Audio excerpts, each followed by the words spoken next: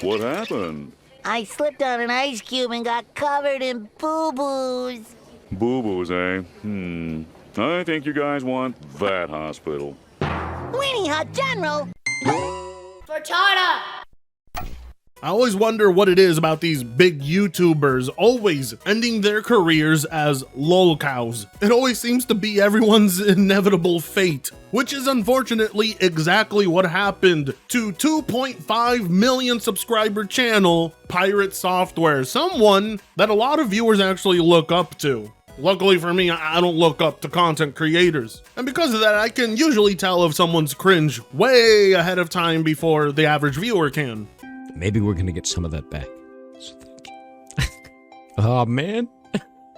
So thank you. That was so gay. Some would say it's a gift, but no, it's just the power of THC. As we speak, this man is now losing 10,000 subs a day. And this trend of non-stop bleeding subscribers has been going on for over 10 months, approximately the exact same time when he began his crusade against Stop Killing Games, which is a movement designed to get developers to ensure fully playable working builds of their games can remain playable even years after servers are shut down. I mean, I shouldn't have to explain to you why that's good for consumers. I mean, if you are a gamer, if you are a consumer, this is in your best self-interest. But as we found out in my previous video, Pirate Software is a game developer. So he has been compromised and he is actually actively working in favor of the industry itself. If you want a full rundown of all of that broken down in autistic detail, I'll leave a link down below to yesterday's video covering it. We got to see his ego in full display and just how much of a prick this dude can be. To summarize it for you who aren't that informed, this guy essentially encouraged his audience and millions of other people to not sign the petition that would favor gamers in the long run, and he has done it with full conviction too, all while intentionally misinforming and misrepresenting what the movement is, telling people that what this will do is force developers by law to host servers forever, no matter what, which is not what it advocates for whatsoever. Everybody has been calling him out on social media, everyone from Moist Critical to Some Ordinary Gamers to Asmongold to Tectone and Harmful Opinions. And the dude has been blocking indiscriminately all day long. He refuses to engage with people, and what's more, he actively refused to engage in a conversation with the creator of said petition, instead opting for calling him stupid and insulting the entire cause itself. With the way he was acting, it's like he's Randy Pitchford's bastard son or something, and it shows in his response to said criticism, because I promised you that if we did, I'd make a follow-up video. I saved the juiciest bits for part 2, but before we begin, let me quickly remind you all, I'm still stuck in this hole, and I have not been dug out, and you guys promised me that if I get to 90k subs, you would dig me out, so if we could actually make that happen. This channel is skyrocketing like some insane amounts of subscribers. And then if we reach 100k, then we get that face reveal with the silver play button. Some of you asked me to do it in front of the border. You're crazy. We'll settle for a Home Depot. All right, with that being said, let's get into it.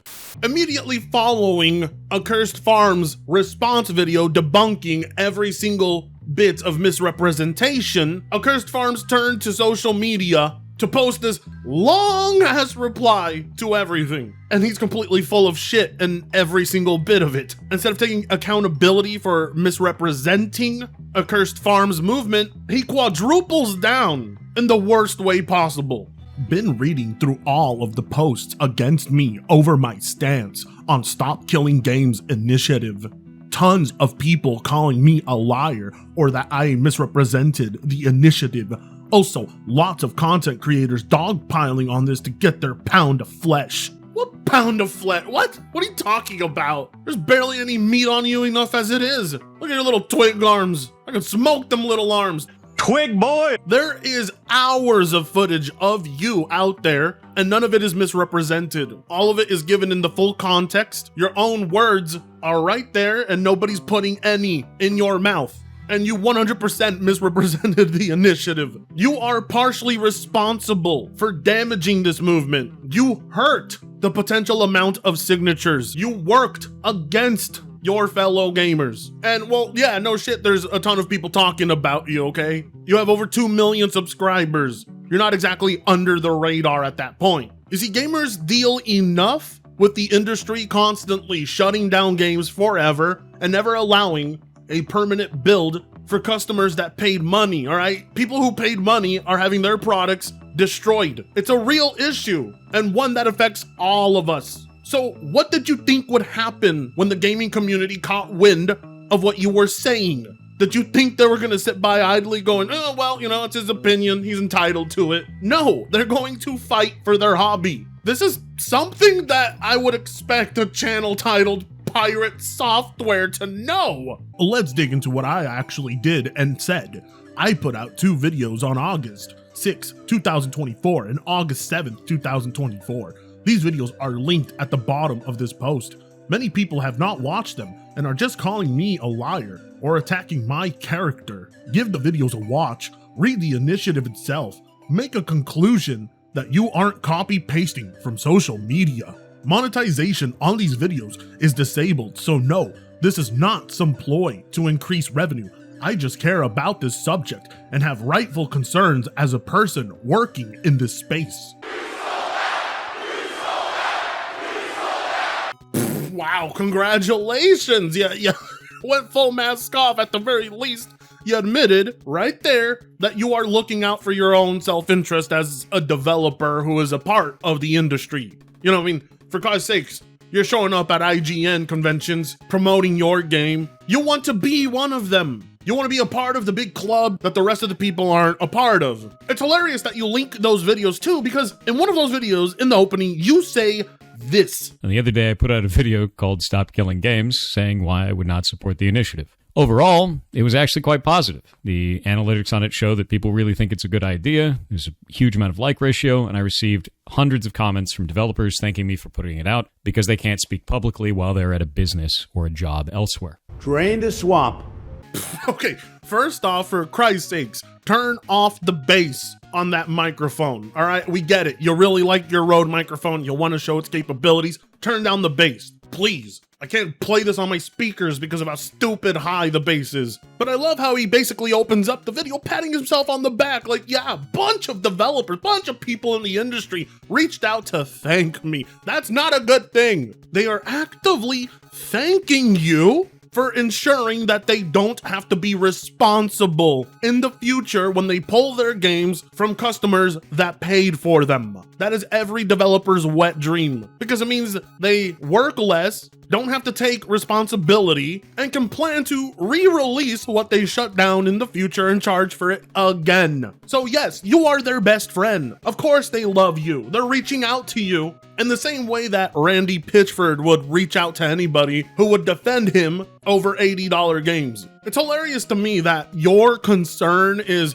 gee, what do you mean I have to make sure that if I make an online game in the future, I can't just pull the plug and deny access to everybody who paid into that game for years? Hard work, so much, unfair. In the first video, I go through what an initiative is, how it's not law, and how it's a starting point for this entire process. This helps people understand that this is to start the conversation for change and can adapt later. I then go through the initiative and some of its goals from the official page for it. I then talk about the repercussions of them. Should they be implemented as written, all games need to be left in a functional, playable state. Next, I bring up the crew and walk through the business around it, the sequels, and the size of the player base at time of sunset. I did this because it was called out by this initiative as an example of publishers destroying a game.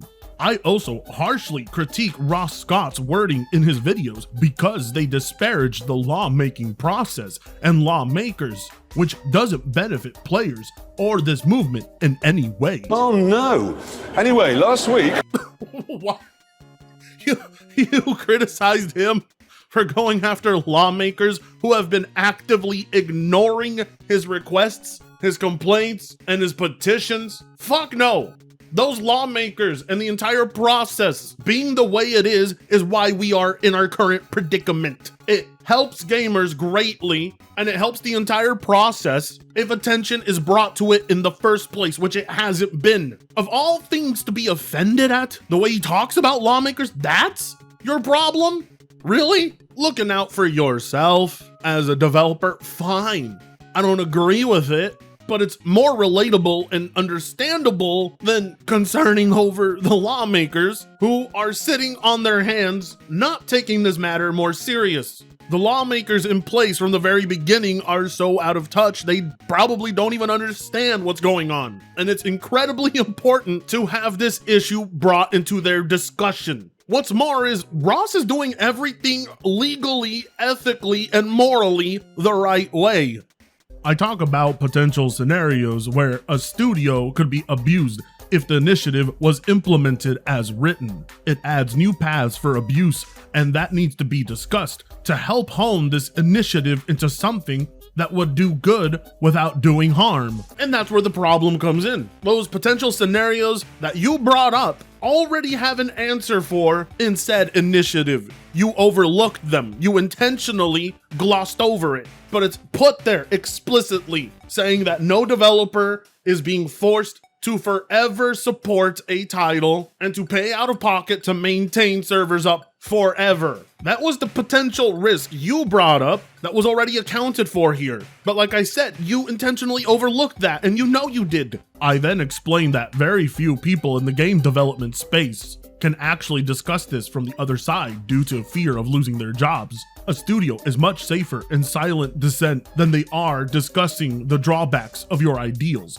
The recent attacks on our games is obvious evidence of this. And this initiative would allow developers to discuss this more openly and broadly and be more transparent with consumers.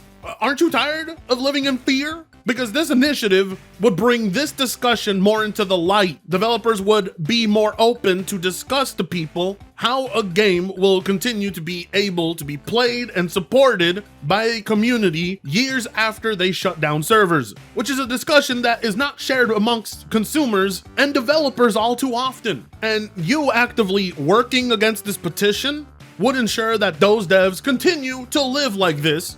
And my best guess for that, it sounds kind of crazy, but my best guess is because you like seeing yourself as a voice for those developers. Remember how you boasted in the beginning of your video, how so many were reaching out to you. I bet you felt compelled afterwards to keep feeding yourself that emotion. See, Ross's initiative would bring this dark discussion to the light. What you're doing keeps it in the dark. How you don't see that when you type this out is beyond me. To recap, my main issue with this initiative is that it is broad in its approach to change the industry and the exact language of the initiative, not the FAQ requests that all games stay in a functional, playable state. This is not feasible for all games at a technical level and could potentially restrict developers from making online-only games like MMOs, MOBAs, and user-generated content games in the future. That list is not exhaustive, and it doesn't matter if you do or don't like those kinds of games.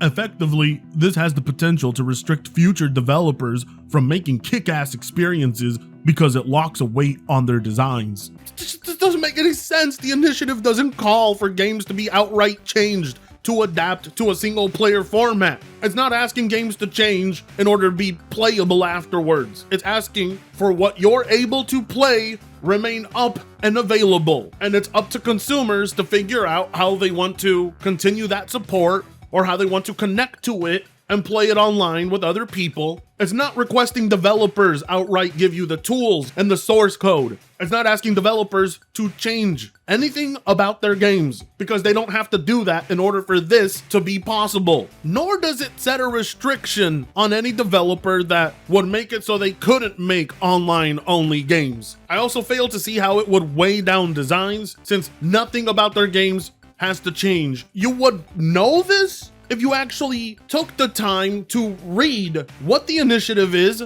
without going into it wanting to hate on it. Because face it, the first few words are probably where you made up your mind.